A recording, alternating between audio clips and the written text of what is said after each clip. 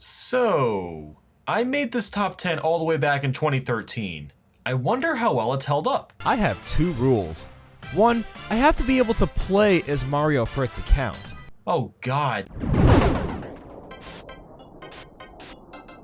Well, this is a fun one to start off with. And when I say that, I mean there's gonna be some people totally disagreeing, seeing as this series is kinda seen as bland and boring, which to an extent I agree with. I mean, the so-called new franchise definitely overstayed its welcome. But here's the thing, New Super Mario Bros. On the DS is actually a pretty solid title. The games following this game didn't really do a lot to innovate outside of just some new power-ups and throwing in the Koopalings, but the first game is pretty sweet. Like seriously, go back and play it and you'll start to realize how awesome it is. Like, do you remember that each world had its own unique boss? Yeah, that's right. We got this mummy wiggler guy, a giant Goomba, Lakitu with lightning powers. I mean, all of them were great. Now granted, the final Bowser boss is extremely underwhelming, but I digress since this game was all about bringing back the classic games at the time. While the worlds themselves were your usual grass, desert, ice, lava, yada yada yada, the levels themselves were really inventive. And not just in the level design, but even in the themes and music. Like as an example, this water world has this level that's kind of like in the clouds, and there's a bunch of these really zany and bouncy mushrooms. It's pretty cool. Now on top of playing all the levels, there's also Toad and 1-Up houses, which sadly aren't as interesting as the ones in Mario Bros 3, but the fact that they're included is a nice touch. You can also play as Luigi on the fly. Just press and hold L and R before entering your save and you can rock the Ouija. But what really makes this game stand out? The fact that there's so much more to do than just the single player. Now New Super Mario Bros. U had the challenge mode, which was neat, but it was more or less just more single player except difficult. There's actually multiplayer in this game. And no, it's not that crappy 4-player co-op where the camera zooms out too much and it's so hectic that you don't feel in control of what you're doing. No, it's actually good. Simply titled Mario vs. Luigi, you'll pick between 5 custom-made stages and you battle it out to collect the most stars. With ground pounds and other power-ups, you can knock stars out of your foe too. One of my favorite moments playing this is when you grab a Mega Mushroom and just haul through everything chasing your opponent. When this game first came out, everyone was playing this mode. Like, I was in an airport one time and this random dude came up to me and asked if he wanted to play the multiplayer, and it was the coolest thing. This was before games like Pokemon Go existed, so playing games with strangers out in public wasn't quite as common. And to top it all off, there's even mini games. A lot of them are ripped from Mario 64 DS, which is kind of disappointing if you already played that game, but the fact that they included them is pretty sweet. I especially love the new Bob-omb one where you have to keep him out of the way of the fire. It's really fun and can get quite tense. So yeah, if you've never played any of the new Mario games, start with this one. Or better yet, just play this one and don't even bother with the others.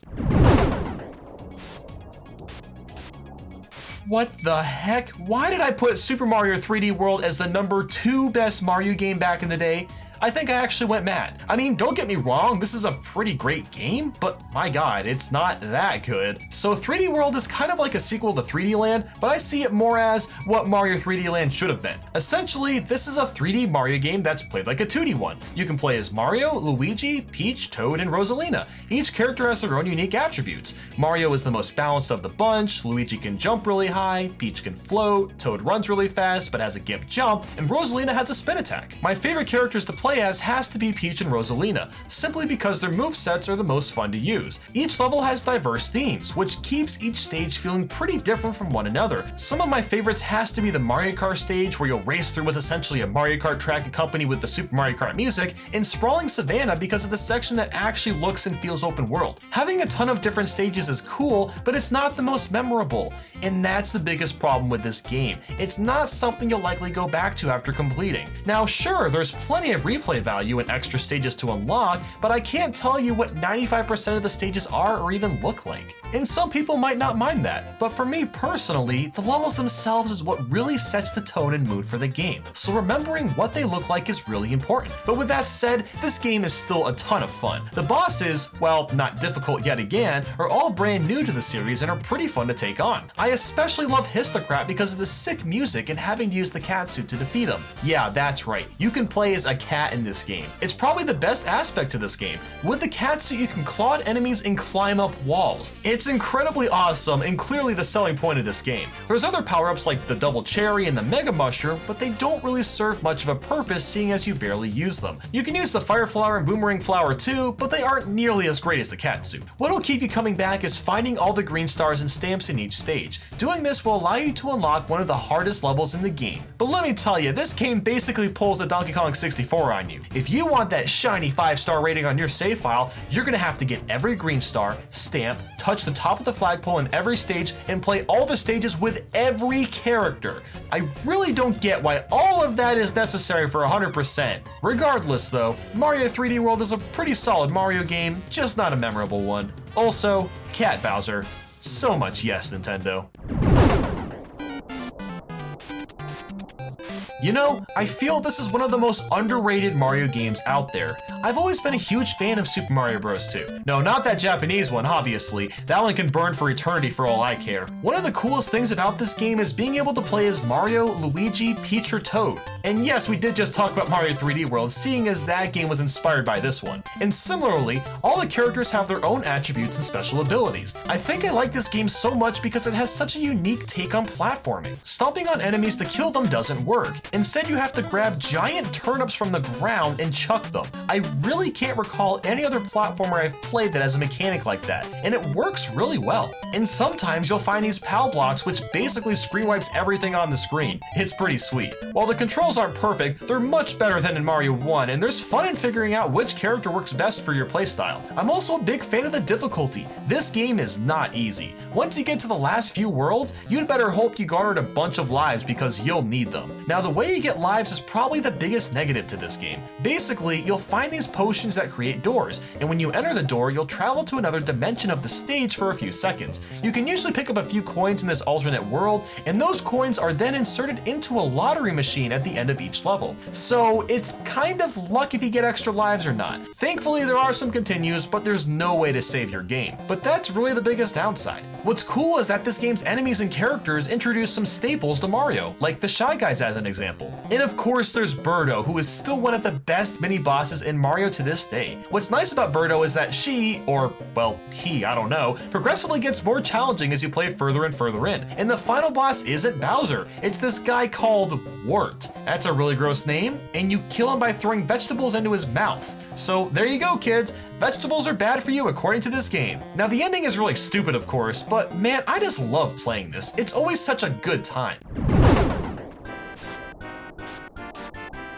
You know, I'm gonna be real with you guys. I'm not the biggest fan of Super Mario World. That's not to say it isn't a fantastic game, because it is, but there's a couple of things that kind of bother me about it, but we'll get to that in a minute. So to start, Mario World greatly expands on Mario Bros. 3 and really showed us what the Super Nintendo can do. New to the game is Yoshi, who can of course eat fruit, eat enemies, and sometimes spit fire or fly depending on what shell he holds in his mouth. How that makes any sense, I couldn't tell you, but it's pretty rad. And the music, man. It's really fascinating that almost all of it is basically the same piece but played in different variants to fit with the world it's in. And it's all so catchy too. I don't know how they pulled that off, like honestly. And if you really like finding secrets, then this is the game for you, as there's dozens upon dozens of hidden levels in the game. The boss fights are the Koopalings again, and unfortunately they don't put up much of a fight. The Bowser fight on the other hand is one of my all-time favorites. It's not that difficult though, since Peach hands you all those mushrooms, but enjoyable nonetheless. And the colors are so vibrant and beautiful to look at. The NES Mario titles don't look too pretty now, but this one really holds up to this day.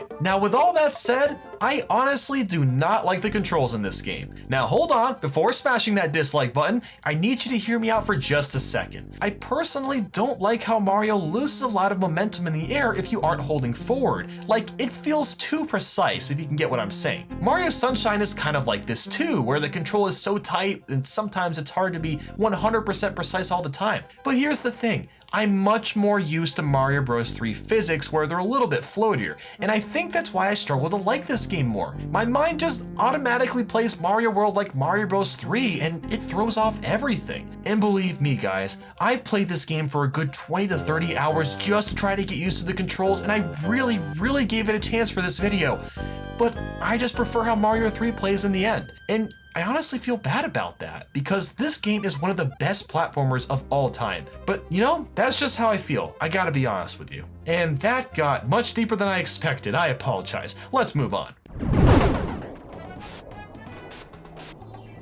Alright, so I know a lot of people consider Super Mario Galaxy to be the best Mario game of all time, and I can definitely see why. This was one of the few games that was actually worth a damn on the Wii, and it truly revolutionized 3D Mario. You can now run around on several galaxies with varying gravities, each of them featuring really cool and dynamic levels. There's a ton of power-ups like the returning Fire Flower and Ice Flower, and new to the game is Bee, Spring, and Boo Mushroom. The bosses are genuinely epic this time around too. For one of them, you climb up a giant robot leg, another is a freaky skeleton fish, and even Bowser himself. The bosses aren't too terribly hard, but they're just so freaking fun. And my god, the music.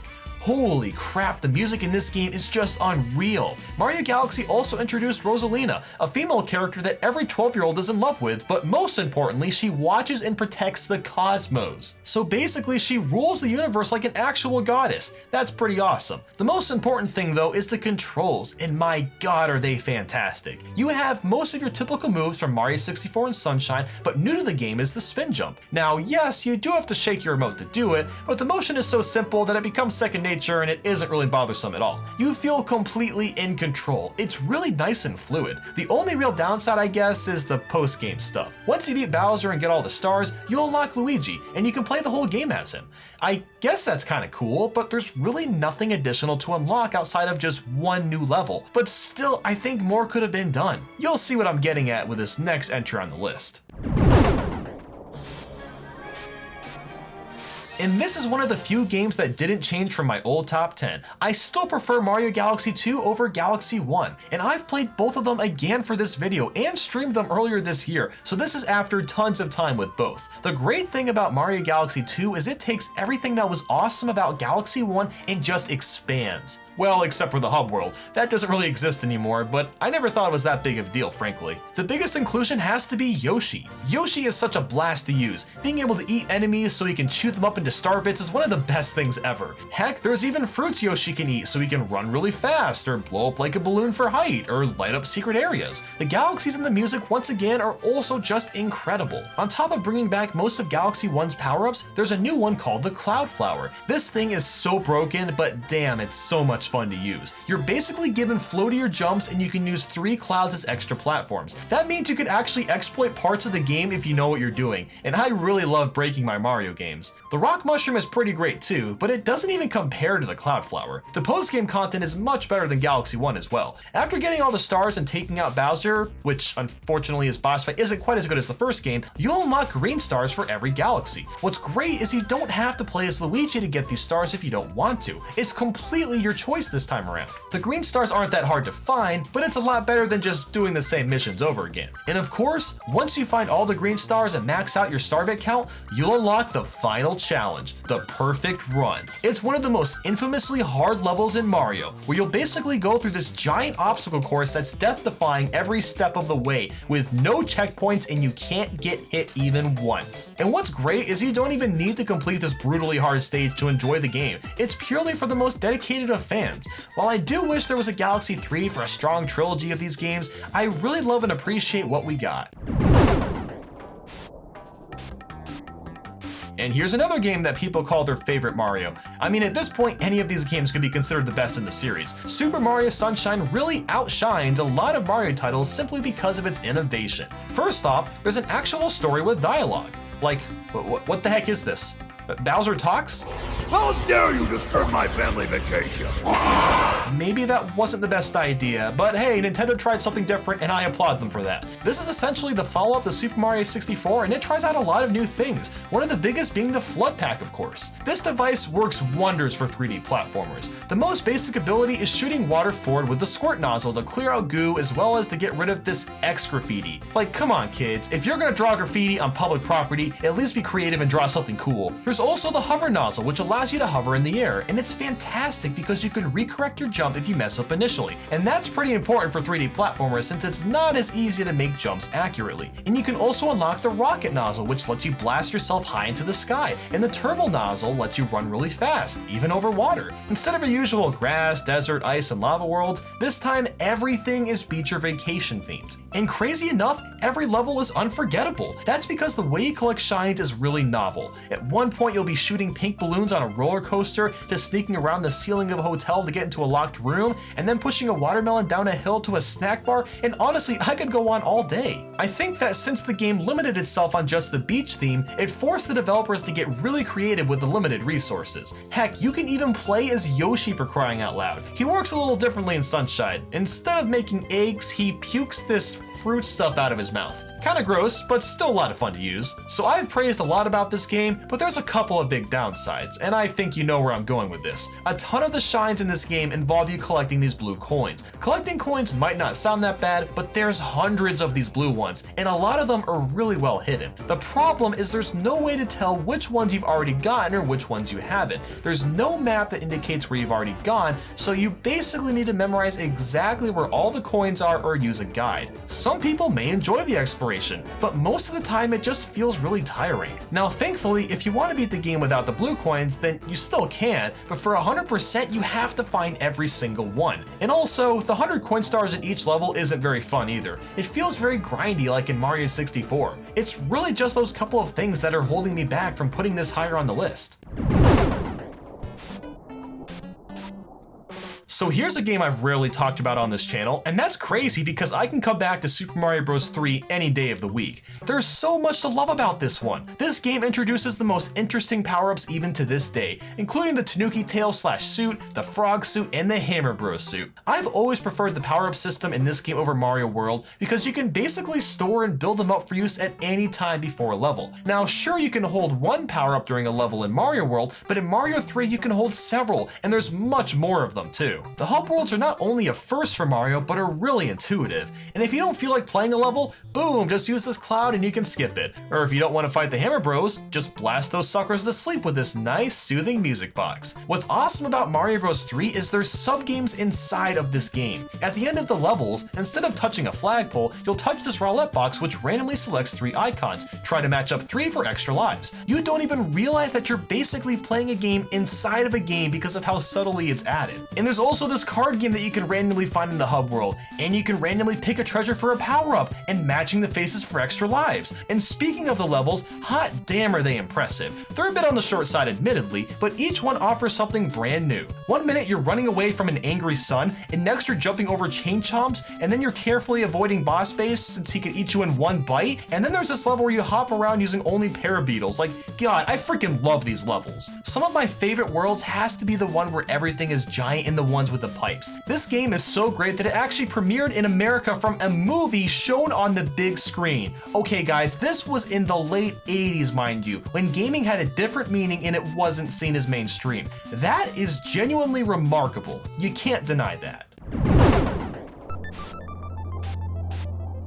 So which is it guys, Mario 64 or Mario Odyssey?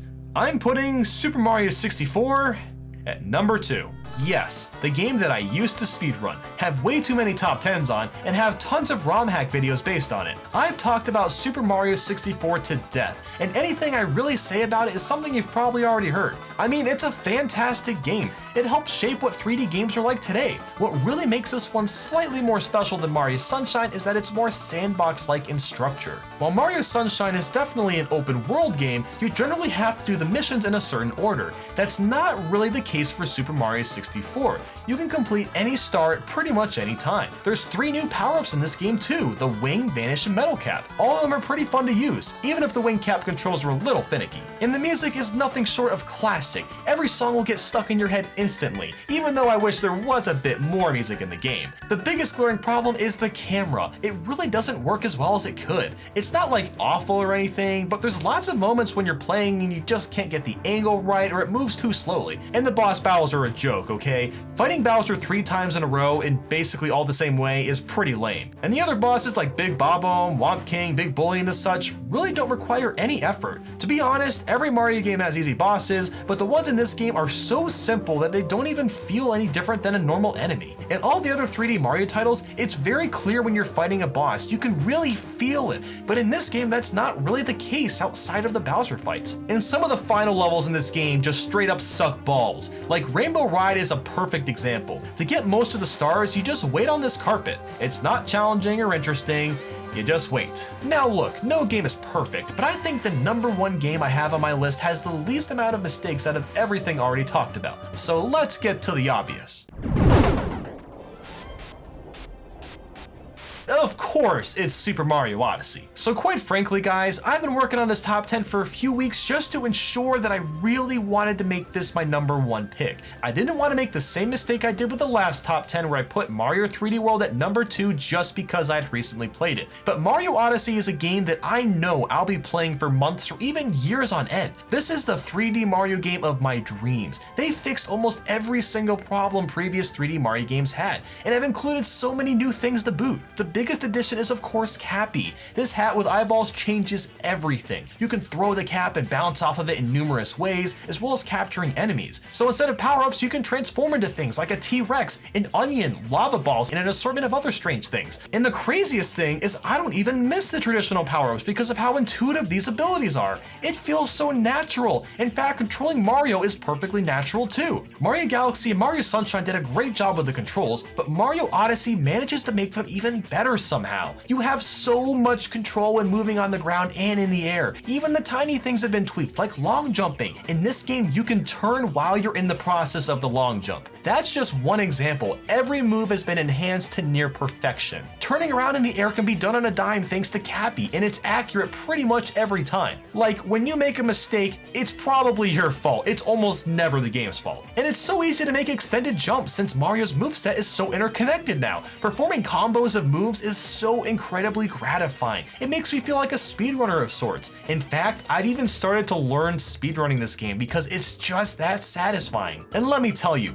I don't speedrun a game unless I really enjoy it. And the kingdoms too, they are just so rich with things to do. Now they aren't all perfect, like it would have been nice if the Cloud and Ruin Kingdom were more than just boss levels, but just look at the Metro Kingdom. It's simply a blast just running around interacting with all the buildings, bouncing off cars and all that stuff. I know everyone has gone on and raved about that one, but it just does so much right. This is like a never-ending game too, since there's a ton of power moons to collect. And when I say a ton, I mean like over 800. And it's not obnoxious like the blue coins in Mario Sunshine. It actually feels rewarding to find power moons. And on top of that, you can also get hints, which is nice. And also like Sunshine, only the dedicated players will even consider finding all the moons anyway, and you'll be perfectly satisfied finding just enough moons to finish the game. Even the ending is interesting. There's such a complex dynamic between Mario, Peach, and Bowser. At the end, Mario and Bowser are trying to be with Peach, but she just straight up rejects them. Like, why did she do that? Was she trying to be nice to Bowser? Has she become an independent woman? Like, you see what I'm saying here? There's so much to question and so much to think about. You actually care about the story in a Mario game, for crying out loud. Like, what? And look, guys, I still love Super Mario 64, and I'm still gonna play the ROM hacks and all that, but I can't let nostalgia goggles block the fact that this game is truly revolutionary like Mario 64 was decades ago. It has surpassed Mario 64 in a lot of ways. But here's the thing. Mario 64 just doesn't control nearly as well. Sure, there's some speedrun tricks you can do to help break the game and make it easier, but those weren't intentional design choices and you can't factor those in. And of course, Mario 64 has that beautiful giant castle and you can jump into paintings, but honestly, Mario Odyssey doesn't even need that. And hey, if you really miss jumping into paintings or if you miss the castle, you can even play that in the game. And you can dress up as 64 Mario too. There are so many unlockable costumes, a lot of them referencing other versions of Mario or other characters in the universe. For me, this game is as close as you can get to perfection. I do still wish the bosses were a bit more challenging, and I think expanding on the kingdoms a bit more would have been nice, but I really can't complain when the rest of the game is simply a masterpiece. Wow, this was a long video, and with that, make sure to like and subscribe if you enjoyed this, and let me know in the comments what your favorite Mario game is and why. Thank you so much for watching, and I hope you have a great day.